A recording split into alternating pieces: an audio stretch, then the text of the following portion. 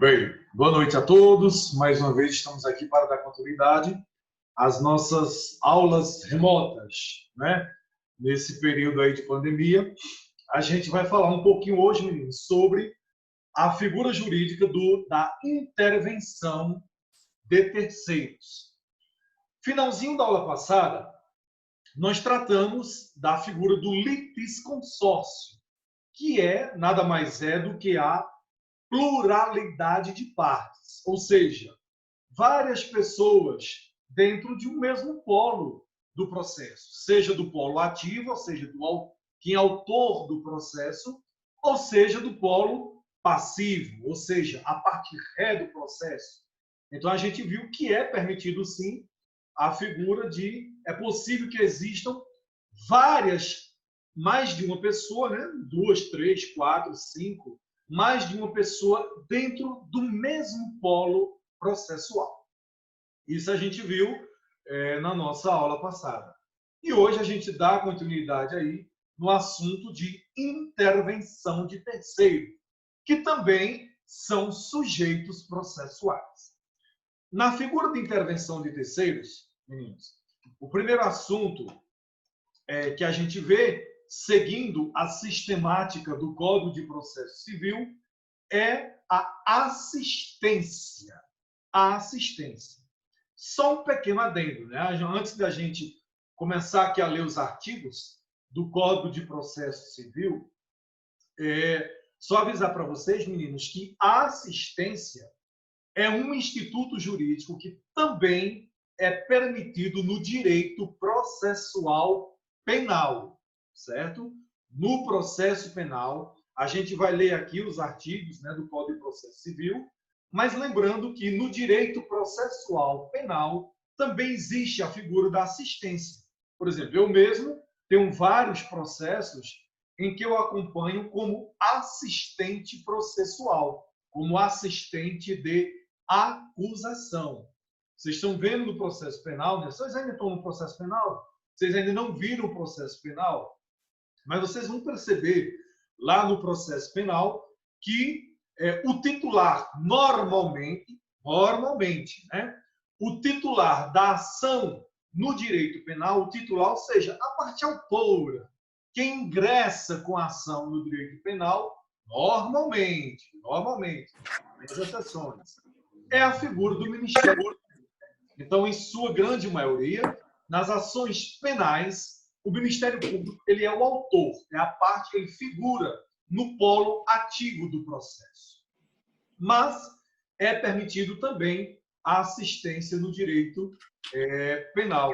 Como eu disse, eu mesmo tenho vários processos que eu acompanho na condição de assistente da acusação. Então, eu participo como um terceiro interessado dentro do processo. Eu sou um terceiro interessado que tem um interesse objetivo dentro do processo. Eu participo na condição de assistente. Certinho? Vamos dar uma lidazinha aí nos artigos. Deixa eu parar aqui. A gente vai ver conceito, procedimento, assistência simples, assistência litisconsocial, dos artigos aí 119 até o artigo 124. Deixa eu interromper aqui esse compartilhamento para poder compartilhar com vocês os artigos que a gente vai ler, né, até o 124. 125 aqui já é um outro instituto. Então, vamos lá. O que é que diz o nosso Código de Processo Civil em relação à intervenção de terceiros no que se refere à assistência? O artigo 119, ministro, diz o seguinte: pendendo causa entre duas ou mais pessoas, o terceiro, juridicamente interessado em que a sentença seja favorável a uma delas, poderá intervir no processo para assisti-la. Olha o que é que diz o artigo. É um processo que já existe, é uma demanda que já está em andamento. Se uma terceira pessoa, mas olha o que está escrito no artigo, está aqui, juridicamente interessado. Não é porque meu compadre está entrando com ação de indenização por danos morais contra uma empresa que colocou o nome dele no SPC. Eu gosto muito do meu compadre e vou entrar como assistente dele no processo. É possível isso, professor? Não, em hipótese alguma. O artigo é bem claro. Você tem que ser um terceiro juridicamente interessado. Você tem que ter motivos jurídicos para ingressar no processo, né? Você tem que ter, por exemplo, vamos imaginar em que duas pessoas estão litigando por determinados bens imóveis, terrenos, por exemplo. E está tendo uma discussão sobre o tamanho do terreno. Fulano está dizendo que o dele tem 1 metro a mais, não, o meu tem 1 metro a menos, e fica toda aquela confusão. E você também tem um terreno vizinho ali, coladinho na briga dos dois aí. Ou seja, tem dois brigando, você também que é vizinho, está ali, e você descobriu que dois vizinhos teus estão brigando pelo tamanho do terreno. Como você também tem um imóvel ali naquela mesmo loteamento, naquela mesma propriedade, então veja que você também tem interesse jurídico. Porque vai que o resultado do processo, aí esse puxa e corre para um lado ou para o outro, termina entrando no teu terreno, que também é tudo vizinho lá. Então você é um terceiro juridicamente interessado, certo? Então não basta você dizer, é porque eu acho bonito, eu gosto do meu amigo, eu gosto do meu compadre e vou assistir. Não é assim. Tem que ter interesse jurídico. Parágrafo único diz: a assistência será admitida em qualquer procedimento de jurisdição, recebendo o assistente no estado em que o processo se encontra. Ou seja, o parágrafo único está dizendo que o assistente jurídico ele pode entrar dentro do processo em qualquer fase processual. E olha, o parágrafo ainda vai além. Ele diz, e em todos os graus de jurisdição. O que implica dizer que o assistente pode entrar, inclusive, na fase de recurso. O processo já foi julgado, está lá no tribunal discutindo o recurso. O assistente, mesmo assim, ainda pode pedir para entrar dentro do processo? Pode, sem problema nenhum, porque o parágrafo único do 119 permite isso. Continuando. O artigo 120 diz: não havendo impugnação no prazo de 15 dias, o pedido do assistente será deferido, salvo se for o caso de rejeição.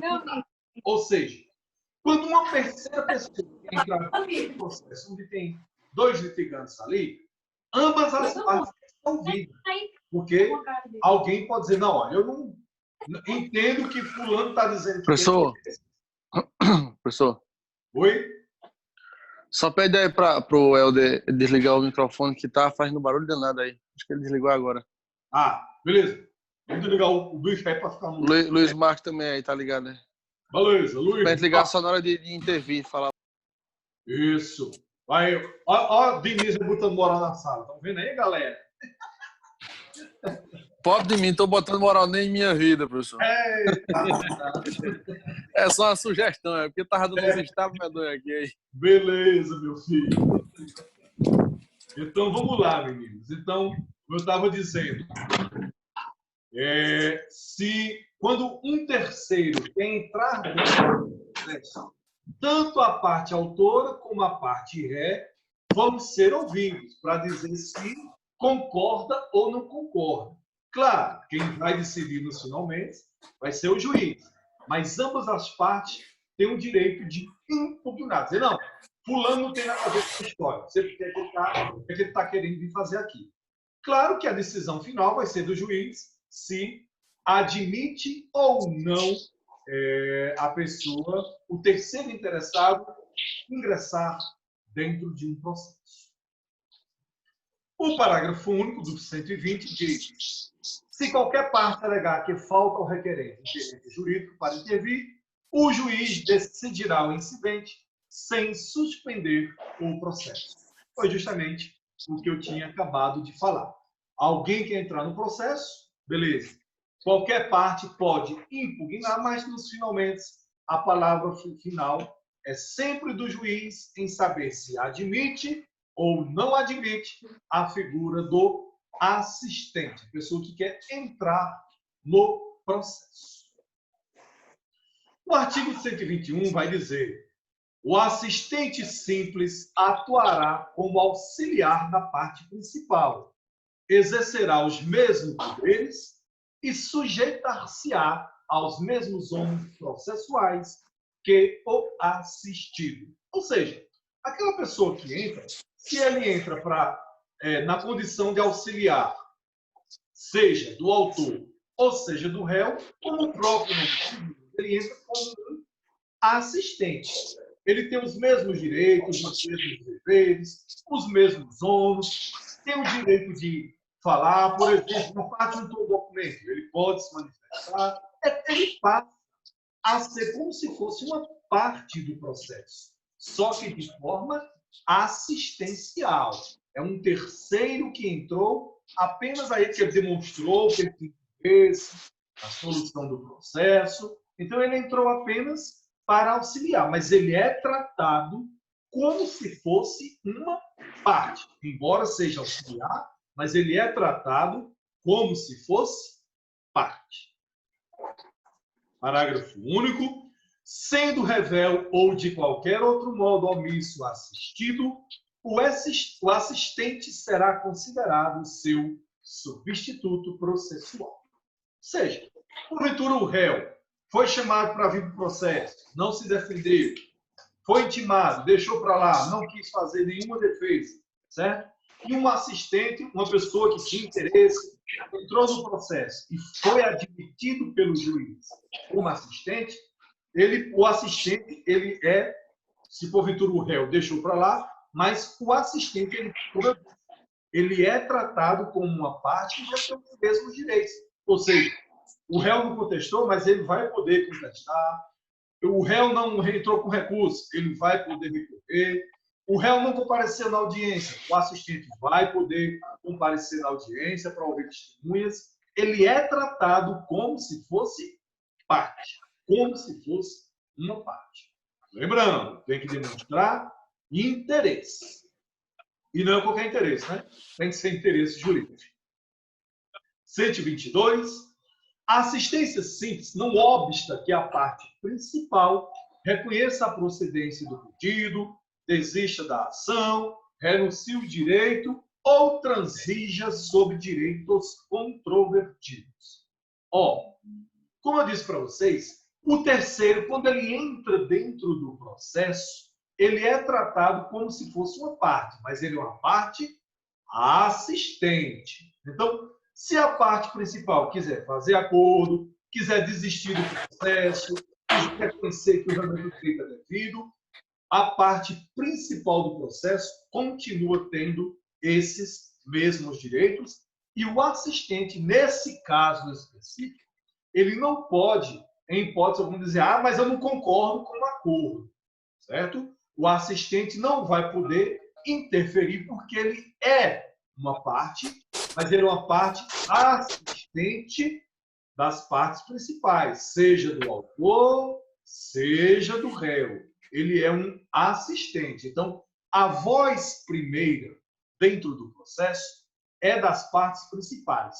O assistente fala em segundo plano.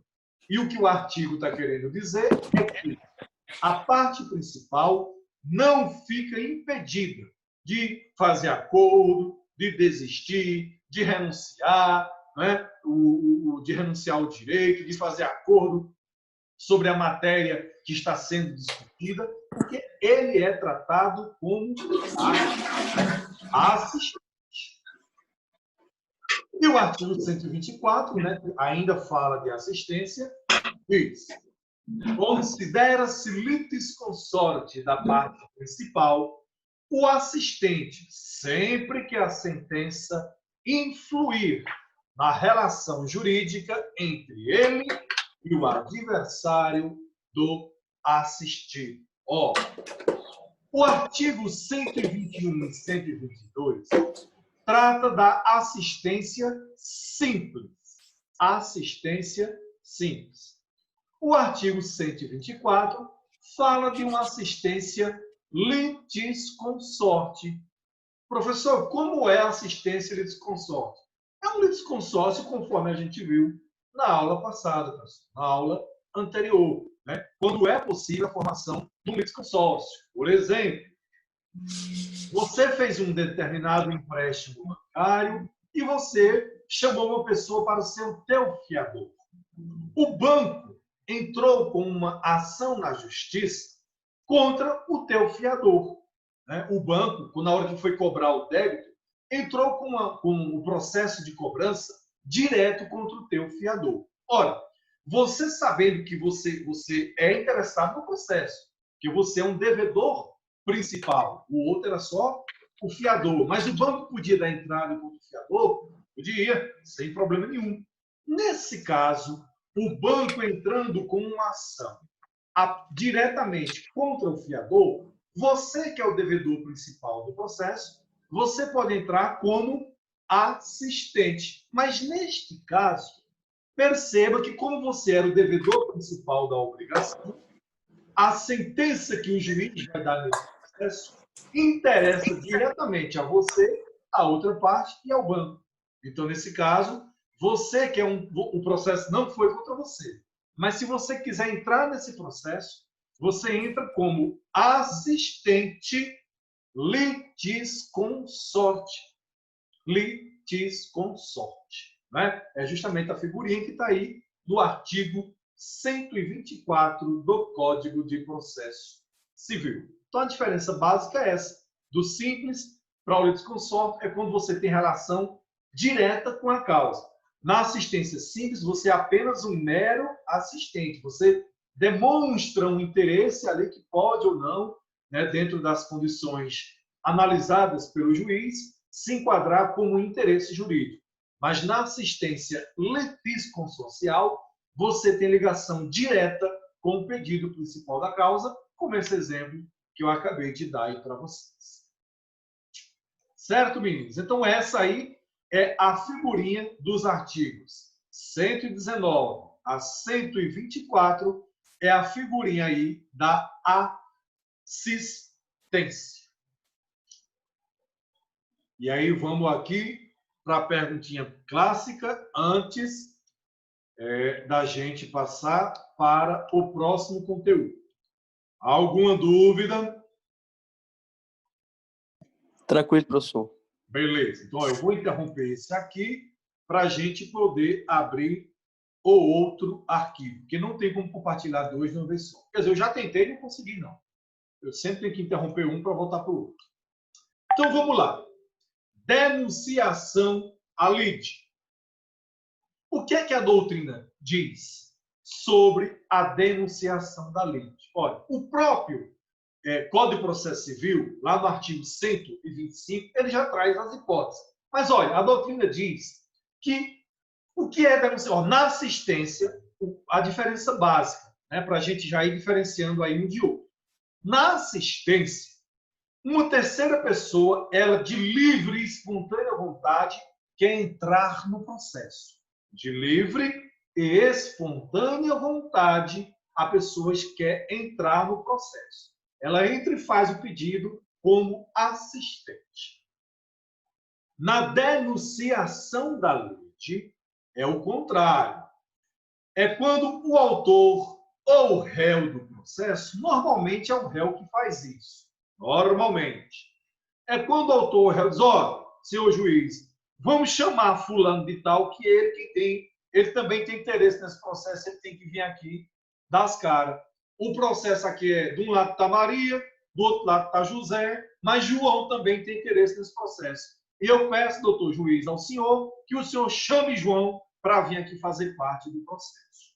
Então, ó, na assistência, a pessoa entra de livre e espontânea vontade, requer ao juiz o ingresso no processo. Na denunciação, é o contrário. São as próprias partes do processo que chamam, que pedem ao juiz para chamar uma terceira pessoa. Por quê? Porque tem vínculo com o processo. Porque esse terceiro, em tese, ele vai garantir o negócio jurídico e a sentença que vai ser dada no processo vai já atingir diretamente esta terceira pessoa. Por isso que é interessante chamá-la para vir dentro do processo. Olha, veja que no próprio slide aí que eu coloquei para vocês, eu já coloquei 3 exemplos aí, bem clássicos, para vocês entenderem quando é possível a denunciação. Lembrando, bota na cabecinha, não esquece. Na assistência, o cara vem porque quer.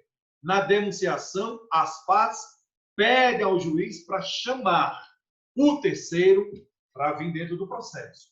Cuidado para não confundir. Cuidado para não confundir. Vamos para os exemplos aqui, depois a gente volta para ler o artigo. Por exemplo, a venda de um bem com defeito. No direito civil, vocês vão ver uma coisinha chamada evicção. Vocês sabem o que é evicção? Evicção são os defeitos ocultos de um bem. Lembra da historinha? Gideon está na sala? Tá, Gideon está na sala. Ô, Gideon, lembra da historinha? E cavalo dado, o cavalo molha os dentes? Não tem essa historinha? Bom, então é mais ou menos por aí. Às vezes você recebe um cavalo todo bonitão, comprou um cavalo bonitão, quando olhou os dentes dos bichos, estava o cavalo todo sem dente, né, caindo os dentes tudo podre, o resultado do cavalo não prestava, porque sem dente o cavalo não vai se alimentar e, obviamente, não vai prestar para o serviço que você comprou. É mais ou menos por aí que funciona. Então, isso é evicção, é o defeito oculto, aquele defeito que você não viu.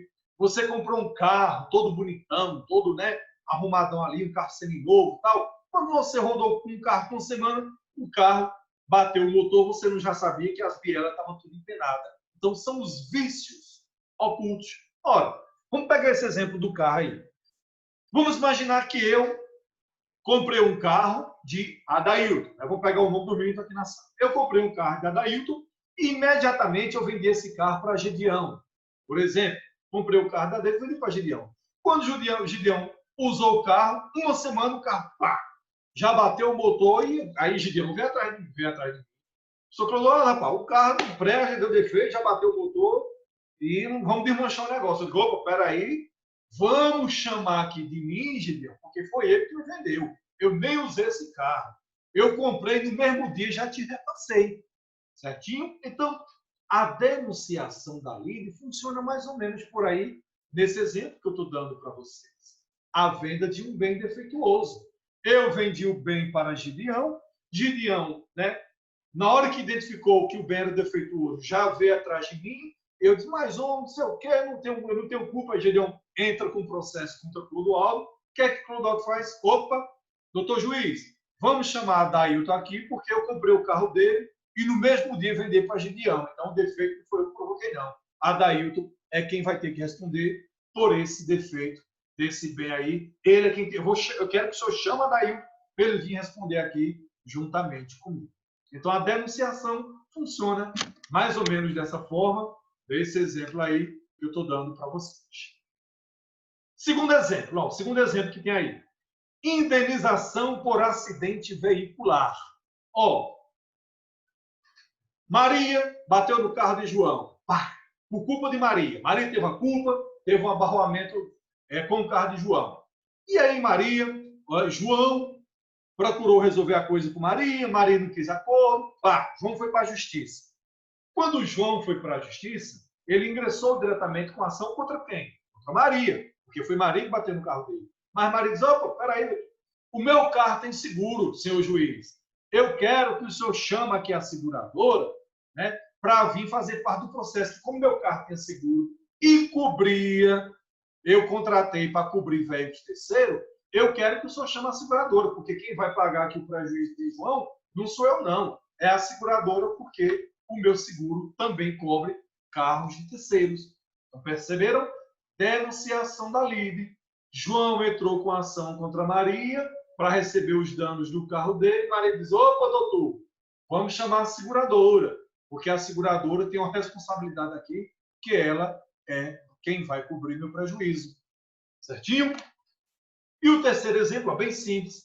um servidor público que causa dano ao erário. Por exemplo, motorista de uma prefeitura. Motorista de uma prefeitura. Vamos pegar um acidente para ficar fácil aí também. Motorista da prefeitura, por culpa dele, abarroou no carro de uma terceira pessoa. Essa terceira pessoa vai e entra com ação contra quem? Contra o município, porque o carro era do município, estava sendo conduzido por um motorista credenciado do município, um servidor do município, mas como o carro pertence ao município, a ação tem que ser contra quem? Contra o município. Ora, nesse caso, se foi comprovada a culpa do motorista, o município tem um direito de quê, pessoal? Vocês vão ver uma coisinha chamada direito de regressão. Então, o prejuízo que o servidor causou para o município, o dano que o município vai ter que indenizar ao veículo terceiro, esse dano o servidor tem que ressarcir, tem que devolver. Por isso que se chama direito de regressão. Então, o município tem um direito de regressão contra o servidor.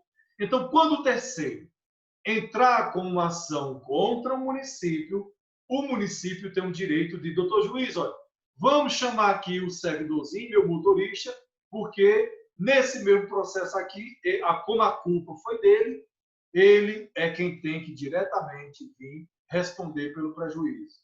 Professor, e se o servidor for pobre na forma da lei, eu só ganho um salário mínimo, não tem nada na vida. Bem, o município vai ter que pagar. E depois o município que se vira contra o seu servidor. Mas o município tem sim o direito de ser ressarcido pelo servidor e ele vai tomar aí as suas providências. Certinho? Então, denunciação da lide é bem simplesinho e bem diferentezinho aí da assistência. Deixa eu interromper aqui o compartilhamento para a gente poder, meninos, ler o artigo 125 do Código de Processo Civil, que diz o seguinte: é admissível a denunciação da lide promovida por qualquer das partes, inciso primeiro, ao alienante imediato do processo relativo à coisa cujo domínio foi transferido ao denunciante, a fim de que possa exercer os direitos da evicção que lhe resultam. Foi o primeiro exemplo que eu dei para vocês aí. Falei Ateneu, meu exemplo, Gedeão e Adair. Então, esse é o típico exemplo aí desse inciso primeiro do artigo 125. Vão anotando aí, né? Façam nas anotações de vocês. Coloca aí que aquele exemplo é o típico aqui desse inciso primeiro, para vocês depois não confundirem os exemplos. Inciso segundo. Aquele que estiver obrigado por lei ou pelo contrato a indenizar em ação regressiva o prejuízo de quem for vencido no processo. Esse inciso 2 é o segundo e o terceiro exemplo que eu dei para vocês aí, né? Já adiantei os exemplos para ficar mais fácil de vocês entenderem quando a gente lê esse aqui nos incisos. Então, o primeiro exemplo é referente ao inciso 1 e os outros dois exemplos é referente a esse inciso segundo aí que eu falei para vocês. O parágrafo primeiro diz: o direito regressivo, ou seja, o direito de ir atrás de quem tem obrigação de responder pelos danos, no exemplo da seguradora, no exemplo do servidor do município, né? Então, ó, o direito regressivo será exercido por ação autônoma, um processo próprio, quando a denunciação da lide for indeferida, deixar de ser promovida ou, porventura, não for permitido. Então, nos exemplos que eu dei a vocês, eu vendi o carro para a Gideão, mas comprei da Daíl. Se eu disse, doutor juiz, vamos chamar a Daíl. Se o juiz indeferir esse meu pedido, não tem problema. O parágrafo primeiro aí está dizendo que se o juiz indeferir o meu pedido de chamar a Dailton para o processo, se o juiz indeferir o meu pedido de denunciação, eu posso entrar com uma ação própria, uma ação autônoma, como diz o artigo, eu posso entrar com ação autônoma direto contra a Adailton sem problema nenhum. É isso que o parágrafo 1º está dizendo. Artigo 2º. Admite-se uma única denunciação sucessiva, promovida pelo denunciado contra o seu antecessor imediato na cadeia dominial ou quem seja responsável por indenizar, não podendo o denunciado sucessivo promover uma nova denunciação, hipótese em que eventual direito de regresso será exercido através de uma ação autônoma. Esse parágrafo é grande, mas, em tese, o que é que esse parágrafo quer dizer? Pegar o exemplozinho do carro aí. Eu vendi o carro para a Gedeão, eu comprei da Adailton, chamei a Adailton, né, como eu denunciei a Adailton ali. Aí a Adailton disse, não, mas esse carro eu já comprei de Priscila, por exemplo. A Adailton disse, não, que eu comprei o carro de Priscila. Eu vou chamar a Priscila também. O que o parágrafo está dizendo é que a Adailton não pode chamar Priscila. Porque está dizendo aí, admite-se uma única denunciação sucessiva, né, na cadeia dominial. Então, se a Adailton comprou o carro de Priscila, a Adailton que entra com o processo principal de Priscila. Certinho?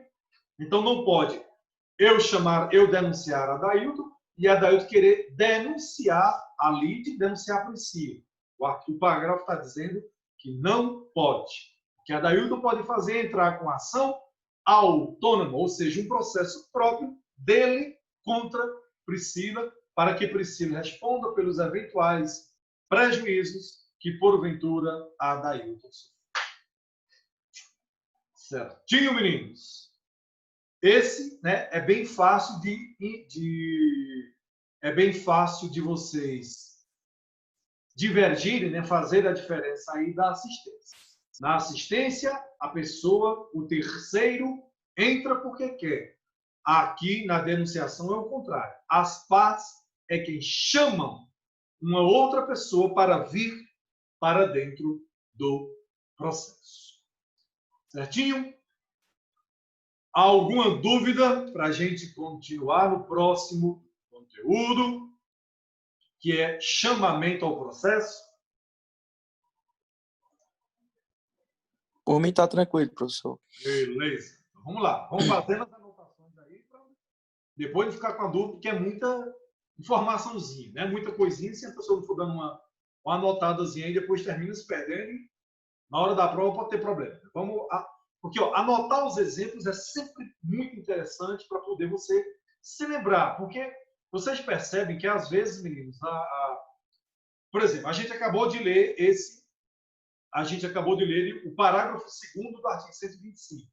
Vocês viram aí que a redação do parágrafo é bem grande. Quando você lê no primeiro momento, você diz, Virgem Maria, o que é que isso quer dizer? Não entendi nada com nada. Mas veja, quando a gente dá um exemplozinho, fica bem fácil de entender aí o que é que significa. E o direito processual, pessoal, tem esse viés, né? A gente estuda os institutos, mas sempre com base na lei, porque é a lei que vocês vão trabalhar no dia a dia. É esses entendimentos que vocês têm que usar no dia quando vocês forem fazer a prova da OAB. É esses entendimentos que vocês têm que usar no dia que vocês forem fazer um concurso.